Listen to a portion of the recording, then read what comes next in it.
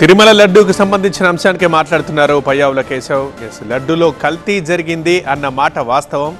మేము వచ్చిన తర్వాత తెలుసుకుని ఆ కల్తీని అరికట్టామని అంటున్నారు. కావాలంటే గత ఏడాది లడ్డు ఎలా ఉందో ఇప్పుడు లడ్డు ఎలా ఉందో మీరే వెళ్ళి చూడండి. ఎవరికైనా తెలుస్తుంది ఆ నాణ్యతలో తేడా అనేది. ఏ భక్తుడైనా చెప్పేస్తారు, చూడండి అంటున్నారు మంత్రి పయ్యావుల.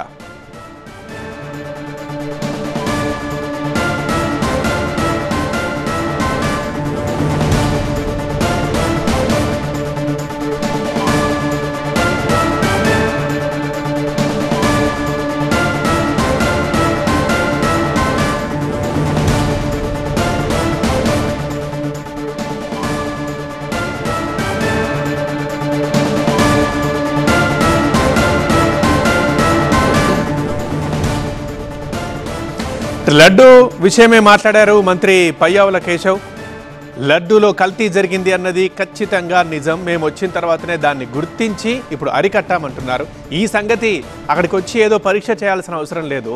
కొండపైకి వచ్చే ఏ సామాన్య భక్తుని అడిగినా చెప్పేస్తారు. ఎందుకంటే గత ఏడాది లడ్డు ఎలా ఉండేది, ఇప్పుడు ఎలా ఉండేది తిరిగి చూడండి, వాళ్ళకే ఈజీగా తెలుస్తుంది. ఆ సంగతి ప్రజలే చెప్తారు. అనవసరంగా దీన్ని ఒక పొలిటికల్ ఈవెంట్ లాగా చేయకండి అని మంత్రి అంటున్నారు. జగన్ తిరుమలకు వెళ్తారని అంటున్నారు. సో జగన్ తిరుమలకు వెళ్తే దేవుడి మీద నమ్మకం ఉందని సంతకం పెట్టి వెళ్ళాలని అంటున్నారు పయ్యావుల.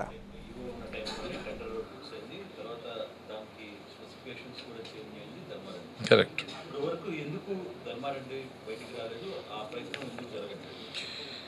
అంటే కొన్ని మినిట్స్లో రికార్డ్ అయినాయో లేదో తెలీదు. ఎందుకంటే టీటీడీ బోర్డు మెంబర్స్గా ఉన్న వాళ్ళు చాలామంది సంఘటన బయటకు వచ్చిన తర్వాత బాధపడుతూ చాలామంది మాట్లాడుతూ చెప్పినటువంటివి. ఈ పరిణామాలన్నీ జరుగుతున్న క్రమంలో ఒక నార్త్ ఇండియాకు సంబంధించినటువంటి బోర్డు మెంబర్, అంటే వాళ్ళ పాలనలో చేసినటువంటి బోర్డు మెంబరే తన అభ్యంతరాన్ని లేవనెత్తాడు. ఇంత తక్కువకి ధరకి నెయ్యిని సరఫరా చేయడం ఎట్లా సాధ్యమవుతుంది?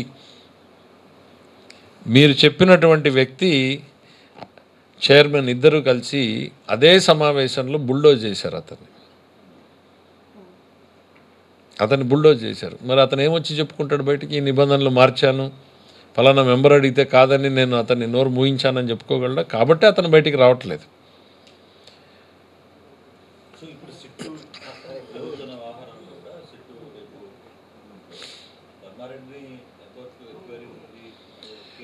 మాకు వ్యక్తులు ఎవరి మీద కూడా రాగద్వేషాలు ఉండవు. రాగద్వేషాలకు అతీతంగానే జరగాలని మేము కోరుకుంటాం. కానీ తప్పు చేసిన వాళ్ళు శిక్షించబడాలి. ఒకవైపు మాకు ధర్మం మీద నమ్మకం ఉండి దేవదేవుడి మీద నమ్మకం ఉన్న విషయాన్ని కొంచెంసేపు అక్కడ చాలామంది చెప్తారు. తిరుపతిలో మీరు తిరుపతిలో నువ్వు చేసావు, నీకే పర్టికులర్గా తెలిసి ఉంటుంది. స్వామివారికి అన్యాయం చేసిన వాళ్ళ పరిస్థితి ఎట్లుంటుంది అని అంటే అన్నీ ఉంటాయి. అక్కడ స్వామిని మోసం చేసి సంపాదించుకున్న డబ్బు కూడా ఉంటుంది, కానీ అనుభవించడానికి ఆరోగ్యం ఉండదు, కాలు ఉండదు, చెయ్యి ఉండదు, తినడానికి సహకరించేటువంటి పరిస్థితి ఉండదు. అట్లా ఒక 20-30 ఎగ్జాంపుల్స్ చెప్పారు. సో ఆ దేవదేవుడు ఎప్పుడో స్వర్గంలోనో నరకంలోనో కాదు శిక్ష, ఇన్స్టెంట్ కర్మ లైఫ్లో అనేటువంటిది. చేసిన పాపాలకి ప్రతి ఒక్కరు కూడా పరిహారం చెల్లించాల్సిందే. ఎస్పెషలీ తిరుపతి వెంకటేశ్వర స్వామి దగ్గర ఆషామాషిగా ఉండదు అన్నటువంటి విషయం కూడా వీళ్ళకి గుర్తుపెట్టుకుంటే మంచిది. ఖచ్చితంగా ఇవాళ మేము చెప్పేది ఒకటే, తప్పు చేసిన వాళ్ళందరినీ కూడా ప్రజల ముందు నుంచోబెడతాం, చట్టం ముందు నుంచోబెడతాం.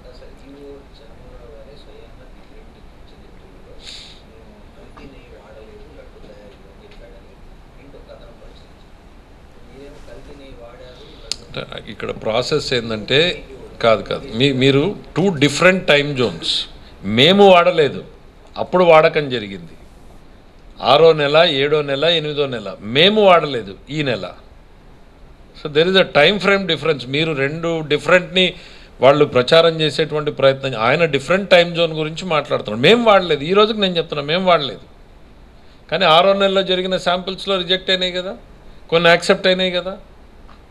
మరి వాడినట్టే కదా, అదే సంస్థనే కదా. కాదు అంటే వాళ్ళు ముందు పెట్టినటువంటివి నేను చెప్తున్నది ప్రాసెస్లో కదా. ఇప్పుడు ఆ డౌట్ తోటి దాన్ని తీసి నేషనల్ ల్యాబ్స్కి పెట్టిన తర్వాత కదా మొత్తం బహిర్గతమైంది ఇదంతా కూడా. ఇప్పుడు కళ్ళ ముందు మనందరికీ తెలుస్తుంది. ఆయన ఓపెన్గా చెప్పాడు, మా దగ్గర ఉన్న ల్యాబ్లో ఇవి మాత్రమే వస్తాయి, ఇదిగో ఈ రావు అని. నేషనల్ ల్యాబ్స్కి పంపించాల్సిన అవసరం ఎందుకు వచ్చింది? ఆయనకు అనుమానం వచ్చింది కాబట్టి కదా. అనుమానాన్ని క్లారిఫై చేసుకోకుండా ఎవరు మాట్లాడలేరు కదా. సో ఆ ప్రక్రియ స్టార్ట్ చేశారు. ఇంకా ముందు ఏం జరిగాయి? ఇప్పుడు సిట్లోకి వెళ్తే అన్నీ బయటకు వస్తాయి కదా. నేను ఒక ఎగ్జాంపుల్ చెప్తా వస్తున్నా మీకు. ఇవాళ ఏంటి మీరు చూసారు అప్పుడే, మరి బహుశా నందిని ట్రక్లు వచ్చినాయి అంటే మరి విజువల్స్ చూపించుంటే కనీసం ప్రజలన్నా కాస్త తేరుకుంటారు. మిమ్మల్ని మీ మీడియా మిత్రులు నేను కోరుకునేది ఏంటంటే, ఆ నందిని ట్రక్కులు తిరుమలకు చేరుకున్నవి మీరు కాస్త విజువల్స్ మీ తిరుపతి వాళ్ళకి చెప్పి చూపించండి. ప్రజలకు కాస్త మళ్ళీ తిరిగి మాకేం అవసరం ఉందండి, మాకేం అవసరం ఉందండి కదా నేను చెప్తున్నది. మాకేం అవసరం ఉంది? నష్టం జరిగినా కడుపులో పెట్టుకుని ముందుకు పోవాలనుకుంటాం తిరుపతి వెంకటేశ్వర స్వామి వరకు వచ్చినప్పుడు. కానీ ఇవి చేయి దాటినటువంటి విషయాలు ప్రజల ముందుకు రాకపోతే కష్టం. సో నిజాలు చెప్పాలి. నేను అన్నది, ఇంట్లో పిల్లలు తప్పు చేస్తారు, తప్పు చేస్తే మనం ఈ బహిరంగంగా కడుపులో పెట్టుకుని చేయమా? సో